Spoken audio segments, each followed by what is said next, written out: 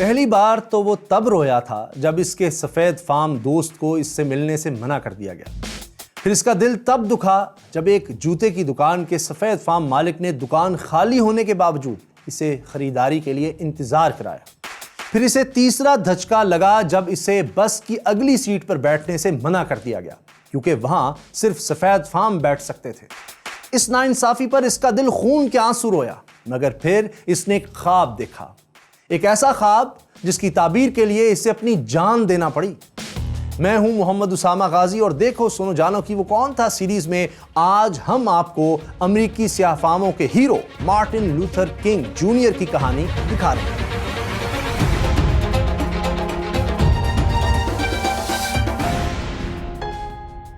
یکم دسمبر 1955 کو امریکی ریاست الاباما کے دارالحکومت مونٹگومری میں ایک سیاہ فام خاتون روزا پارکس ایک بس میں سوار ہوئی۔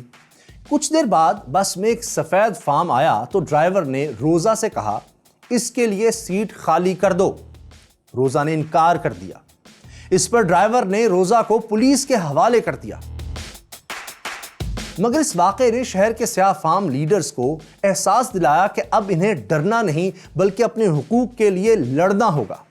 ان لیڈرز میں جارجیا سے تعلق رکھنے والا ایک چرچ ملازم مارٹن لوتھر کنگ جونیئر بھی شامل تھا۔ جو ناانصافی روزا پارکس کے ساتھ ہوئی تھی اس کا مارٹن بھی ماضی میں کئی بار سامنا کر چکا تھا۔ اس نے سیاہ فاموں سے اپیل کی کہ وہ بسوں کا بائیکاٹ کر دیں۔ سیاہ فاموں نے ایسا ہی کیا اور بسوں میں بیٹھنے کی بجائے پیدل سفر کرنے لگے۔ مارٹن کو اس بائیکاٹ کی وجہ سے گرفتار بھی کیا گیا لیکن اس نے اپنی جدوجہد نہیں چھوڑی۔ یہ بائیکاٹ 1 سال چلا مگر اس نے ٹرانسپورٹرز کا دیوالیہ نکال دیا اور انہوں نے ہار مان لی۔ وہ اس بات پر تیار ہو گئے کہ اب کوئی سفید فام کسی سیاہ فام کو بس کی سیٹ سے نہیں اٹھائے گا۔ ٹرانسپورٹرز کی اس یقین دہانی کے بعد بائیکاٹ ختم ہو گیا۔ مارٹن کے پاس اپنی کار تھی مگر سیاہ فاموں کی فتح کی علامت کے طور پر وہ بھی ایک بس میں سوار ہوا۔ مارٹن لوتھر کنگ نے نسل پرستی کے خلاف پہلی لڑائی جیت لی تھی۔ یہ لڑائی اس نے مہاتما گاندھی کے اصول یعنی عدم تشدد کی بنیاد پر لڑی تھی۔ وہ مہاتما گاندھی کو اپنے لیے رول ماڈل سمجھتا تھا۔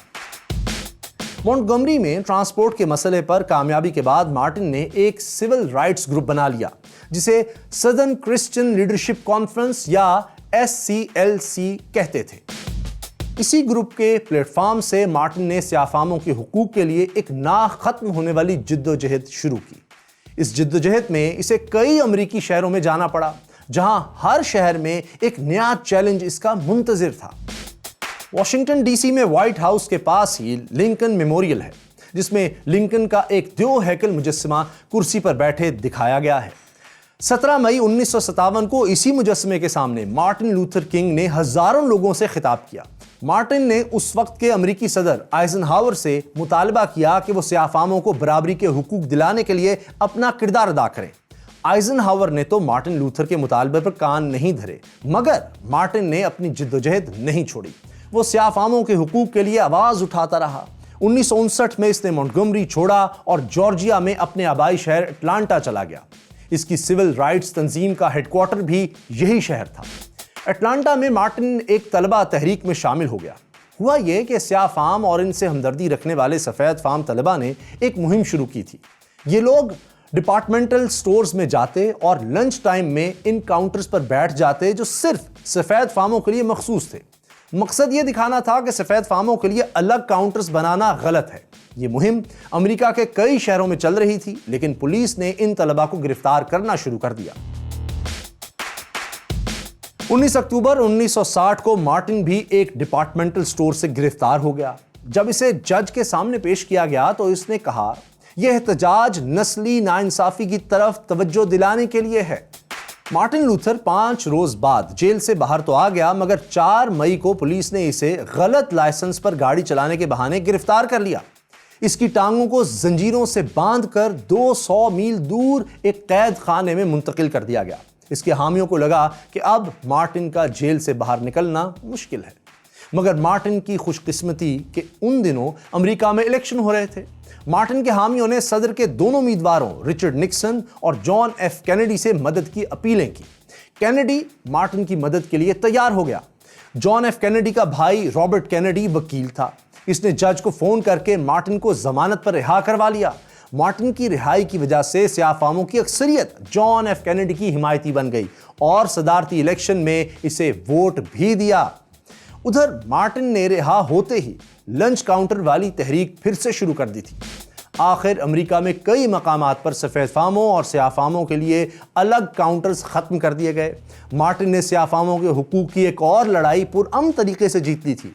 اب مارٹن نے اپنی تحریک کے لیے ایک ایسے شہر کا انتخاب کیا جہاں کی پولیس سیاہ فاموں کو کچلنے کے لیے ہر حد تک جانے کو تیار تھی. پھر مقابلہ شروع ہو گیا. ریاست الاباما کے علاقے برمنگھم کا پولیس کمشنر بل کانر تھا. یہ شخص اپنی نسل پرستی کے لیے بدنام تھا. وہ مظاہرین کو کھلے عام دھمکیاں بھی دیتا تھا. جب مارٹن نے اس شہر میں تحریک شروع کی تو کانر کے حکم پر پولیس مظاہرین پر ٹوٹ پڑی. پولیس نے مظاہرین پر لاٹھی چارج بھی کیا اور انہیں ڈرانے کے لیے کتوں کا استعمال بھی کیا. عورتوں سمیت 500 لوگ جیل بھیج دیے گئے. 6 اپریل کو سٹی ہال کی طرف مارچ کرنے والوں پر بھی کتے چھوڑے گئے. پھر ایک مظاہرے کے دوران مارٹن بھی کانر کی گرفت میں آ گیا. اس نے مارٹن کو گرفتار کیا اور جیل کے کال کوٹری میں قید میں ڈال دیا. یہاں ایک چھوٹے سے روشن دان کے علاوہ روشنی اندر آنے کا کوئی راستہ نہیں تھا. اس نیم تاریک کمرے میں مارٹن 1 ہفتہ قید رہا. اس دوران اس نے جیل میں بیٹھ کر اپنے حامیوں کے لیے ایک خط لکھا. اس کے پاس کاغذ نہیں تھے, اس لیے وہ ٹوائلٹ پیپرز اور اخبارات کے خالی حصوں پر لکھتا رہا. اس نے لکھا, لوگوں کو غیر منصفانہ قوانین کی خلاف ورزی کرنی چاہیے, لیکن قانون کی خلاف ورزی پر سزا بھگتنے کے لیے بھی تیار رہنا چاہیے. جس سیل میں مارٹن کو قید کیا گیا تھا اسے دوبارہ تعمیر کر کے محفوظ کر لیا گیا ہے. مارٹن تو 1 ہفتے بعد جیل سے باہر آ گیا, مگر پولیس کا ظلم بڑھتا جا رہا تھا. ایک موقع پر تو پولیس نے مظاہرہ کرنے والے بچوں سے پوسٹرز چھین لیے. پھر 6 سال تک کی عمر کے بچوں کو بھی جیل میں ڈال دیا گیا. 2 مئی کو تحریک میں ایک فیصلہ کن موڑ آیا جب پورا شہر پولیس اور مظاہرین کے درمیان میدان جنگ بن گیا. پولیس نے مظاہرین پر صرف ڈنڈے نہیں برسائے بلکہ پانی کے بڑے بڑے پائپ سے واٹر گن کی طرح پانی کی بوچھاڑ کر دی. پولیس نے مظاہرین پر کتے بھی چھوڑ دیے جو مظاہرین کے کپڑے نوچتے رہے. پولیس سے جھڑپوں کے بعد یہ مظاہرہ تو ختم ہو گیا, مگر شہر کے سفید فام دکانداروں کا صبر جواب دے گیا تھا. سیاہ فاموں نے ان کی دکانوں کا بائیکاٹ کر رکھا تھا, جس کی وجہ سے ان کے کاروبار ٹھپ ہو رہے تھے.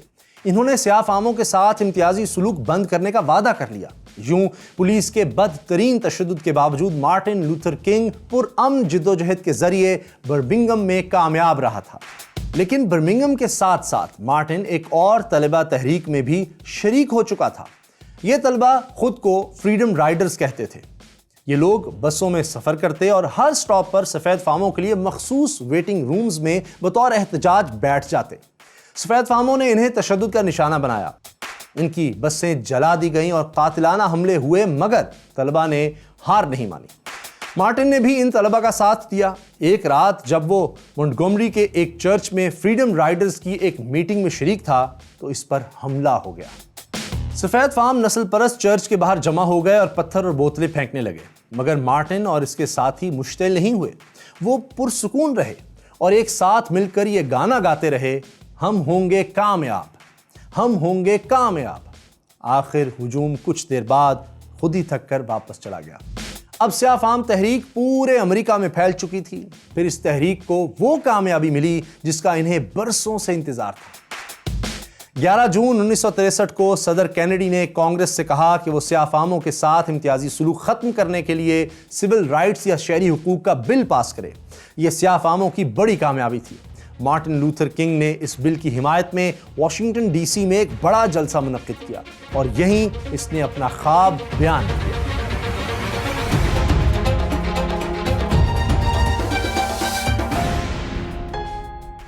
28 اگست 1963 کا دن واشنگٹن میں لنکن میموریل کے سامنے 2.5 لاکھ امریکیوں کا سمندر موجود تھا. مارٹن نے اپنا خطاب شروع کیا لیکن اسے پورا نہ کر سکا. اچانک ہجوم سے امریکی گلوکارہ اور لوتھر کی قریبی ساتھی مہالیہ جیکسن کی آواز بلند ہوئی. اس نے کہا, لوگوں کو خواب کے بارے میں بتاؤ. جانے مہالیہ کو یہ خیال کیوں آیا تھا, مگر مارٹن لوتھر کنگ نے یہ الفاظ سنے تو اپنی تیار کردہ تقریر ادھوری چھوڑ دی. I have a dream that one day This nation will rise up and live out the true meaning of its creed. وہ بولا میرا ایک خواب ہے کہ ایک روز جارجیا کے سرخ پہاڑوں پر سابق غلاموں کے بچے اور سابق آقاؤں کے بچے اکٹھے ہوں گے اور ان میں بھائی چارہ ہوگا. ایک روز لوگ میرے چاروں چھوٹے بچوں کو ان کے رنگ سے نہیں بلکہ ان کے کردار سے پہچانیں گے. مارٹن لوتھر کے یہ الفاظ تاریخ میں امر ہو گئے اور اس کا خواب ہر اس سیاہ فام کا خواب بن گیا جو ناانصافی سے نجات چاہتا تھا.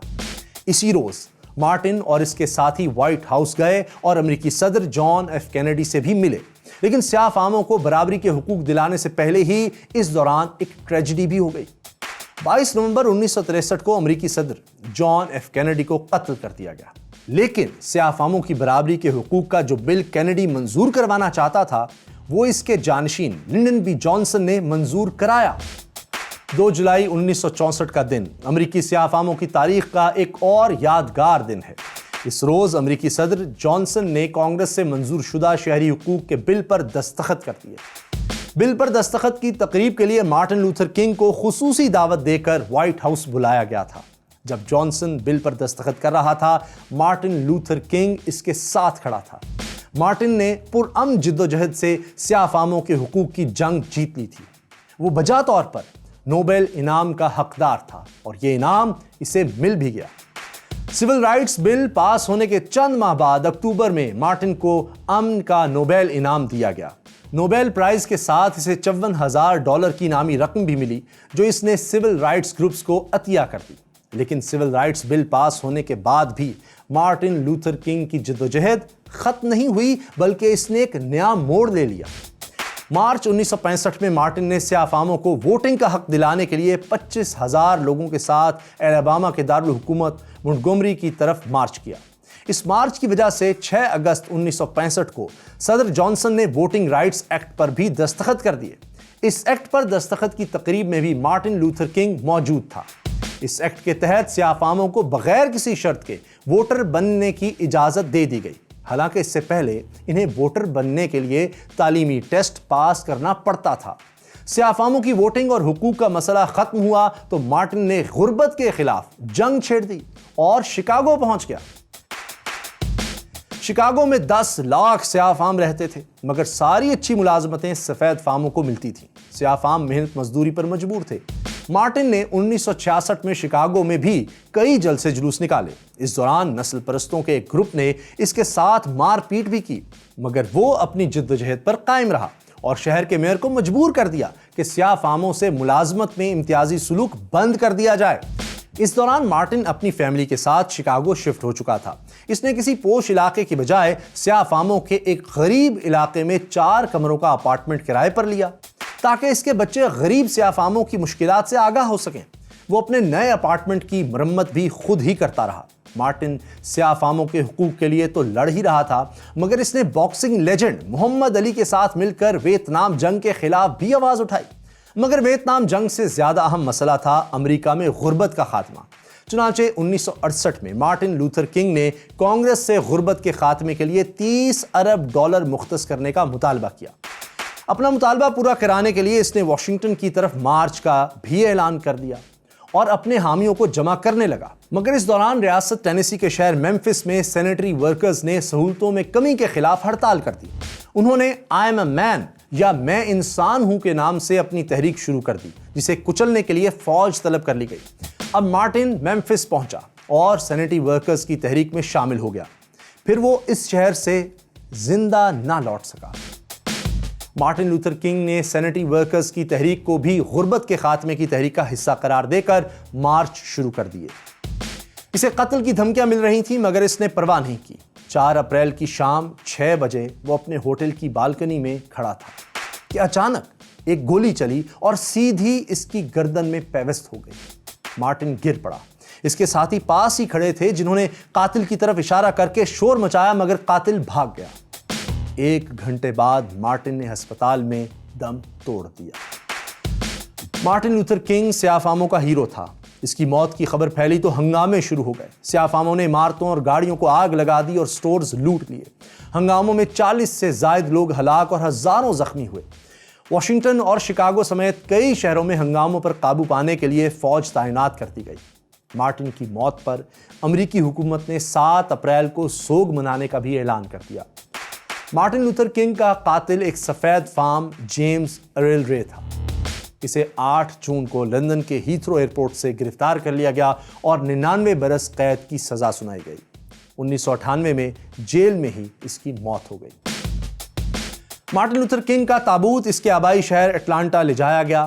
یہاں اس کی آخری رسومات ادا کی گئیں۔ ابتدائی طور پر اسے اٹلانٹا کے ساؤتھ ویو قبرستان میں دفن کیا گیا، لیکن بعد میں اس کی باقیات کو کنگ سینٹر منتقل کر دیا گیا۔ یہاں بعد میں مارٹن کی بیوی کوریٹا کنگ کو بھی دفن کیا گیا۔ اس جگہ سے صرف 2 منٹ پیدل فاصلے پر Martin Luther King Junior National Historic Park ہے۔ اس پارک میں مارٹن لوتھر کنگ کا آبائی گھر، جہاں اس کا بچپن گزرا تھا، اور وہ چرچ جہاں اس نے پہلی ملازمت کی تھی، آج بھی محفوظ ہیں۔ واشنگٹن ڈی سی میں بھی Martin Luther King junior memorial قائم ہے۔ یہاں گرنائٹ کی ایک چٹان میں مارٹن لوتھر کنگ کا مجسمہ بھی تراشا گیا ہے۔